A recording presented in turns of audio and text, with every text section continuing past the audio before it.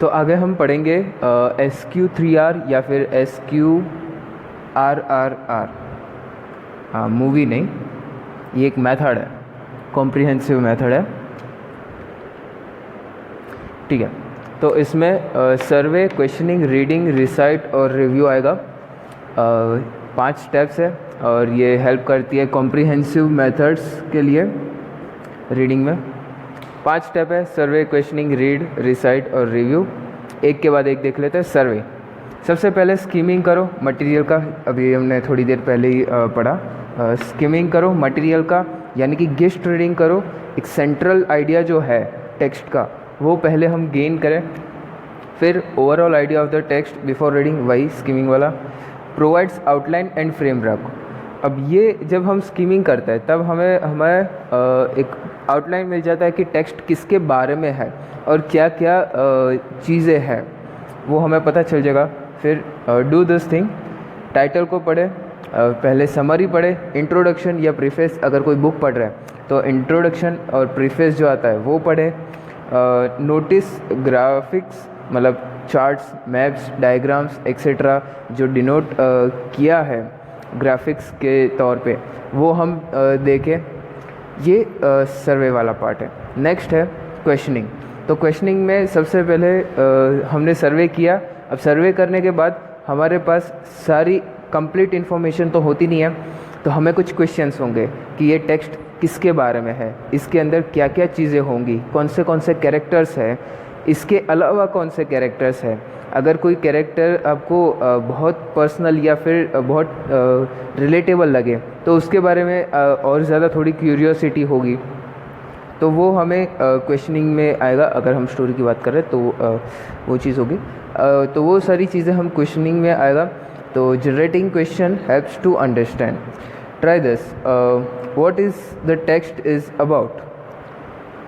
सबसे पहले सोचे कि स्कीमिंग किया, सेंट्रल आइडिया लिया, अब उसके अंदर क्वेश्चन करो, खुद से सोचो कि ये टेक्स्ट एक्चुअली किसके बारे में है।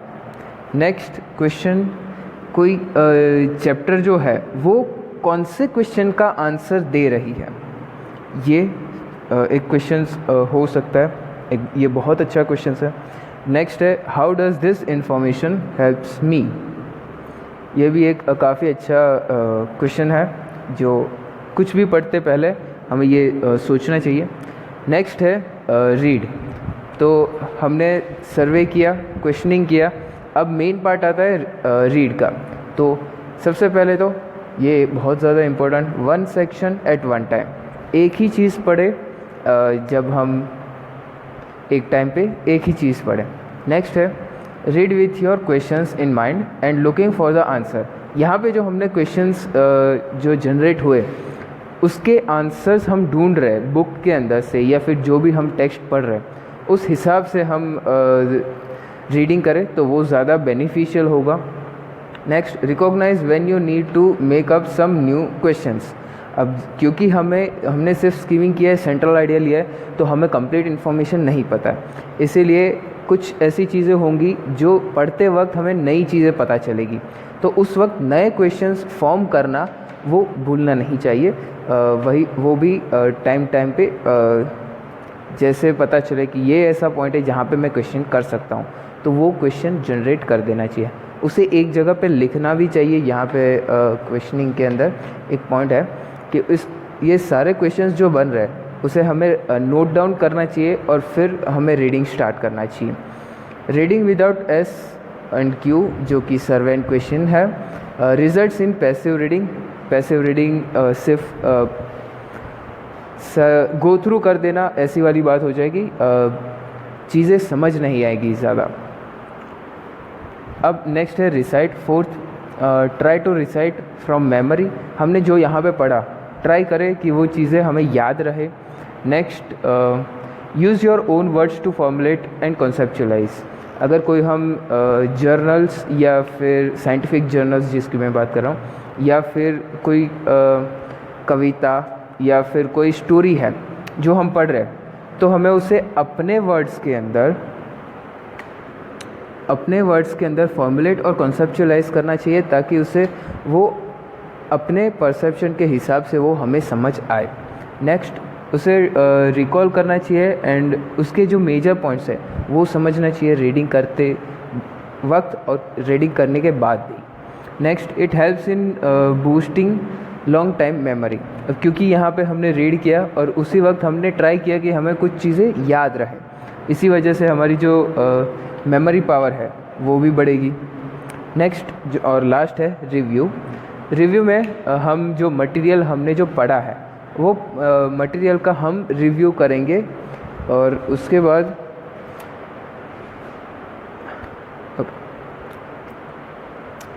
जो मटेरियल है उसका हम रिव्यू करेंगे, अपने वर्ड्स के अंदर हम रिव्यू लिखेंगे या फिर देंगे।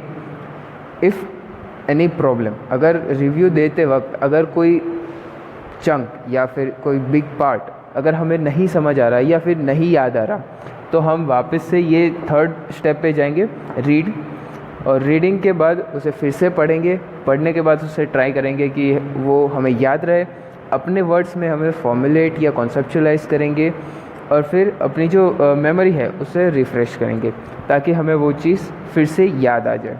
इस तरह से हम कोई टेक्स्ट को पढ़ सकते हैं। ये एक मेथड है SQ3R। तो अब हम देख लेते हैं advantages of SQ3 and limitations of SQ3।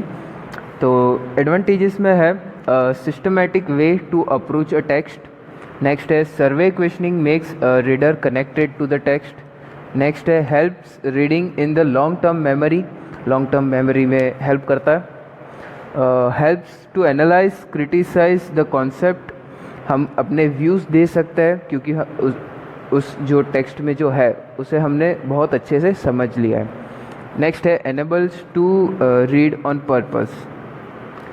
अब कुछ लिमिटेशंस की बात कर लेते हैं SQ3R की। तो उसमें है बहुत टाइम कंज्यूमिंग है क्योंकि आपने देखा 5 अलग अलग स्टेप्स है, सर्वे, क्वेश्चनिंग, रीडिंग, रिसाइट और रिव्यू। तो इसलिए टाइम कंज्यूमिंग है, कॉम्प्लेक्स प्रोसेस है, पर्टिकुलर फॉर स्लो लर्नर्स के लिए ये बहुत ज़्यादा इफ़ेक्टिव है, लेकिन बहुत धीरे धीरे इसमें काम करना पड़ता है। नेक्स्ट है clear instructions required to student required और स्टूडेंट्स में fail to follow the steps.